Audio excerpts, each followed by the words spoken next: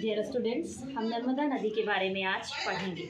माँ नर्मदा का उद्गम अमरकंटक से हुआ है। मैकल पर्वत श्रेणी अमरकंटक के पठार से, अनूपपुर जिले से, पुष्पराजगढ़ तहसील से माँ नर्मदा उद्गमित होती है। उसके बाद यहाँ आपको पुष्कर चौराहा देखने को मिलेगा, कबीर चौराहा देखने को मिलेगा, डिंडौरी, मंडला होते हुए नरसिंहपुर जाती है। मंडला को नर्मदा नदी तीन ओर से घेरे हुए है और प्रायद्वीपीय स्थिति प्रदान करती है। मंडला के बाद जबलपुर जाती है। जबलपुर में आकर के एक रिवर ज्वाइन करती है, जबलपुर के पास में गोरे रिवर। फिर आगे बढ़ते हैं तो नरसिंहपुर चलते हैं, है ना। नरसिंहपुर के पास में ही आपको एक रिवर ज्वाइन करती हुई दिखेगी। यहाँ से शेर नदी आती है और यहाँ से सक्कर नदी आती है। शेर नदी और सक्कर नदी आपको यहाँ पे दिखाई देती है।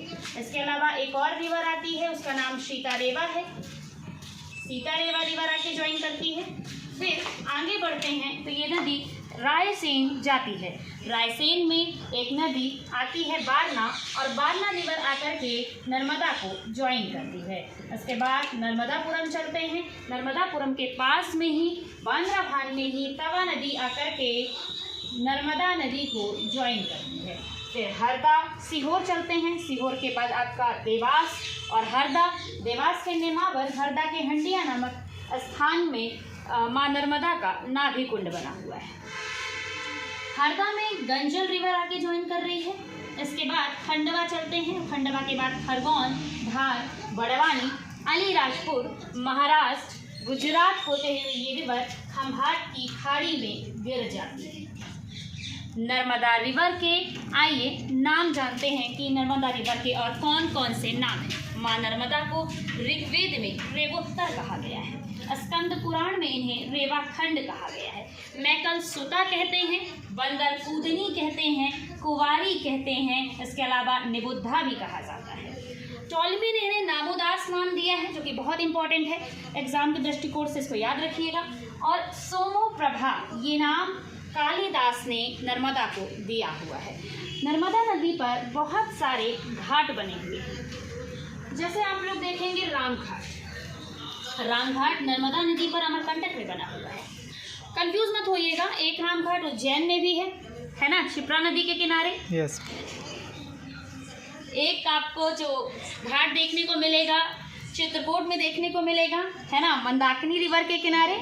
फिर आप देखेंगे एक घाट ग्वारी घाट है, गौरी घाट, तलवारा घाट और भेड़ा घाट। ये तीनों ही घाट कहाँ पर हैं? ये तीनों ही घाट जबलपुर में आपको देखने को मिल जाते हैं। मौर घाट और साकल घाट नरसिंहपुर में है ना। झांसी घाट आप देखेंगे जबलपुर और नरसिंहपुर की सीमा में पड़ता है। सठानी घाट नर्मदापुरम में है। अहिल्या घाट महेश्वर, ठीक है ना। इसके बाद आइए नर्मदा पे बने हुए कुछ द्वीप की बात करते हैं। तो नर्मदा पर मांधाता द्वीप बना हुआ है ना। खंडवा पे बना हुआ है, खंडवा का पुराना नाम भी है मांधाता।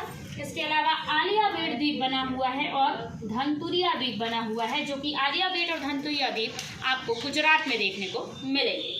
आइए टापुओं की बात कर लेते हैं। तो सैलानी टापू आपको देखने को मिलता है, हनुवंतिया टापू देखने को मिलता है। ये दोनों ही टापू जो है वो खंडवा में है। पाइली टापू जबलपुर में है, जबकि साधु बेट टापू गुजरात में है ना। साधु बेट टापू आपको पता होगा गुजरात के केवड़िया शहर में आप एकता के प्रतीक सरदार वल्लभ भाई पटेल जी की मूर्ति बनी हुई है ना। यस। सरदार वल्लभ भाई पटेल जी की जो मूर्ति है वो उनके जो वास्तुकार हैं श्री राम सुतार जी हैं, याद रखिएगा, है ना, एग्जाम के लिए बहुत इंपॉर्टेंट है। फिर आइए देखते हैं कौन कौन सी परियोजनाएं नर्मदा रिवर पर बनी हुई हैं। तो अवंती बाईसागर परियोजना जबलपुर जिले में नर्मदा नदी पर आपको देखने को मिलती है, जिसे बरगी डैम के नाम से जाना जाता है। ठीक है। अगली परियोजना देखिए इंदिरा सागर परियोजना। इंदिरा सागर परियोजना को पुनासा डैम के नाम से भी हम जानते हैं। ठीक है। तो थावर परियोजना देखिए मंडला जिले में है। देसला देवड़ा परियोजना है ना, ये आपको खरगोन जिले में देखने को मिलेगी। मान परियोजना धार में है, ठीक है। लोअर बोई बड़वानी में है। चंद्रशेखर परियोजना अलीराजपुर में है। महेश्वर परियोजना आप अच्छे से जानते हैं कहाँ होगी, खरगोन में है, ठीक है ना। तो ये सारी परियोजनाएं नर्मदा रिवर पर बनी हुई है, ठीक है ना। एक बात और याद रखिएगा कि मंडला में एक रिवर जो जाके मिलती है बंजर, इस बंजर रिवर पर मटियारी बांध बना हुआ है। ठीक है, नर्मदा रिवर पर बहुत सारे जलप्रपात देखने को मिल जाते हैं, जैसे कपिल धारा, जैसे दुर्गा धारा, दुग्ध धारा, लक्ष्मण धारा, शंभु धारा, पंचधारा।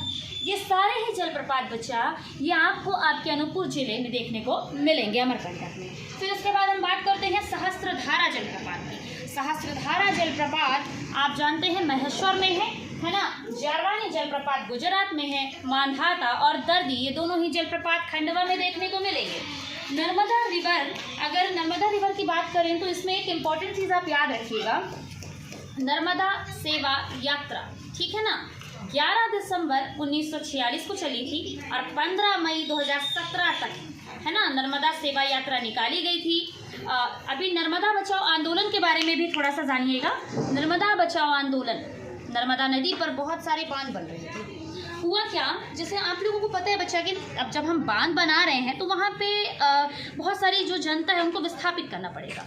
तो वहाँ पे जो जनता निवास कर रही थी ना, उनको विस्थापित करने के लिए कोई उचित पुनर्वास की नीति नहीं थी बच्चा, है ना। अब उनको पुनर्वास करना है, एक तो आप लोग खुद ही बताइए, आप जिस जगह पे रह रहे हैं अगर वहाँ से कहीं और शिफ्ट होना पड़े तो कैसा लगेगा, कितना बुरा लगेगा, कितनी सारी परेशानियाँ आएंगी, है ना। तो आप बहुत जल्दी एक्सेप्ट तो कर नहीं पाएंगे इस बात को।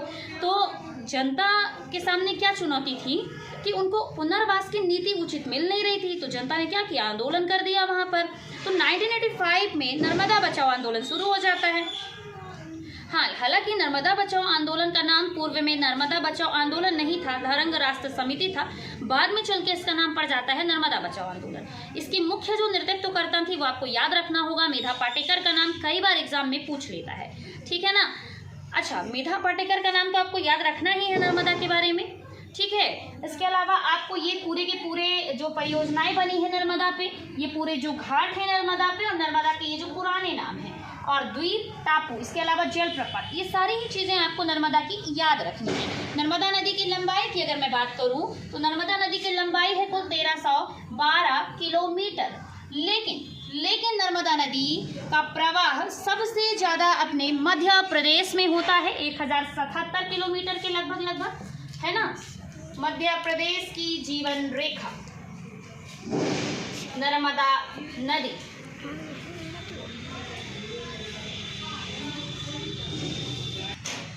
अच्छा बच्चा, नर्मदा रिवर के बारे में एक बात बताइए कि नर्मदा रिवर, नर्मदा पुत्र किसे कहते हैं। अमृतलाल बेगड़ को नर्मदा पुत्र कहा जाता है। उन्होंने मां नर्मदा का उद्गम स्थल से लेकर के समापन स्थल तक का चित्र बनाया है ना। तो वो अमृतलाल बेगड़ जी नर्मदा पुत्र के नाम से जाने जाते हैं। उन्होंने कई सारी पुस्तकें नर्मदा रिवर पर लिखी हुई है, जैसे कि आप देखेंगे, नर्मदा तुम कितने सुंदर हो, तीरे तीरे नर्मदा, तुम बहुत प्यारी हो नर्मदा, इस प्रकार की कई पुस्तकें उन्होंने लिखी हुई हैं।